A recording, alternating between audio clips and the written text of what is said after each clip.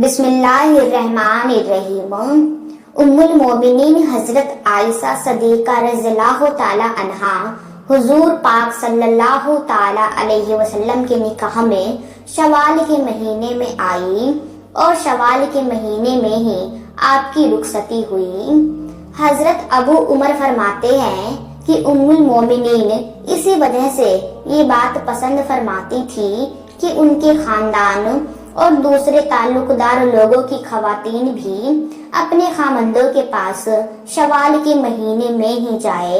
ام المومنین حضرت عائشہ کے فضائل میں سے ہے کہ حضور پاک صلی اللہ تعالی علیہ وسلم نے آپ کے علاوہ کسی دوسری کنواری عورت سے شادی نہیں فرمائی، اور حضور پاک صلی اللہ تعالی علیہ وسلم اپنی تمام ازواج مطہرات میں سے حضرت عائشہ سے سب سے زیادہ محبت فرماتے تھے، یہاں تک کہ آپ اگر کسی چیز کی خواہش کرتی تو آپ صلی اللہ تعالی علیہ وسلم اسے پورا فرماتے۔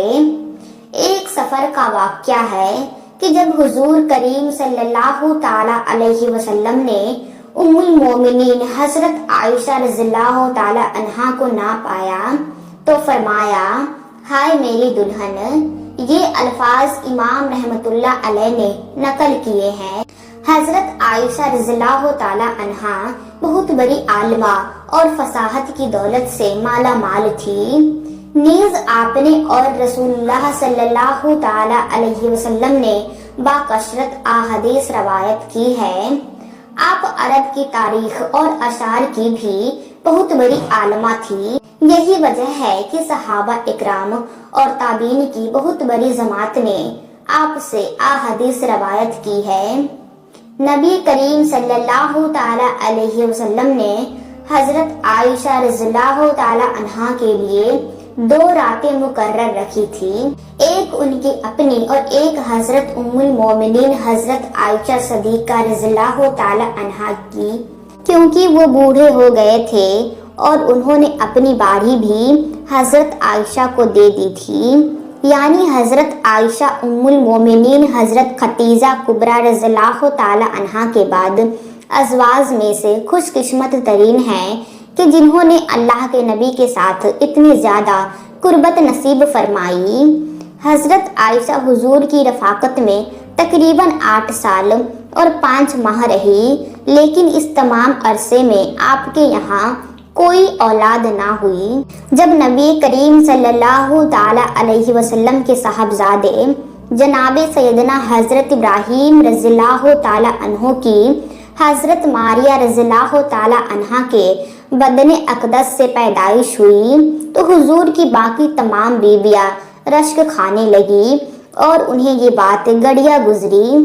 حضرت ابو جعفر سے روایت ہے کہ رسول اللہ صلی اللہ تعالی علیہ وسلم کچھ دنوں تک حضرت ماریہ کے پاس نہ گئے، کیونکہ آپ صلی اللہ تعالی علیہ وسلم کی باقی ازواج پر وہ گرا گزرتی تھی اور ان پر رشک کھاتی تھی، مگر ان سب میں سے سب سے زیادہ رشک حضرت عائشہ کو تھا، کیونکہ وہ بے اولاد تھی اور انہیں اولاد کی شدید خواہش بھی تھی۔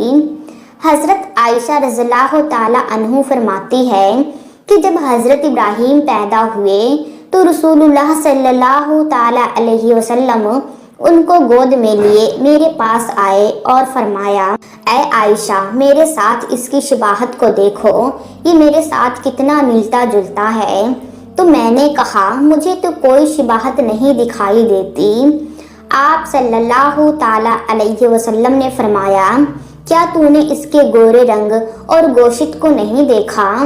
میں نے کہا، جو بچہ دائی یا اونٹنی کے دودھ سے پالا جاتا ہو وہ گورا اور موٹا فروا ہوتا ہے، جس کے بارے میں ایک اور روایت بھی موجود ہے جس میں کہ یہ الفاظ ہے کہ حضرت عائشہ نے عرض کیا، جسے بھیڑ کا دودھ پلایا جائے وہ فروا اور گورا ہوتا ہے۔ ام المومنین حضرت عائشہ نے یہ کیوں فرمایا، جس کے بارے میں محمد بن عمر کہتے ہیں کہ رسول اللہ صلی اللہ تعالی علیہ وسلم کی چند راج بھیڑ بکریاں حضرت ابراہیم علیہ السلام کے واسطے مقصود تھی اور ایک اونٹنی کا دودھ بھی انہی کے لیے خاص تھا، یہی وجہ تھی کہ ان کا اور ان کی والدہ کا جسم اچھا تھا۔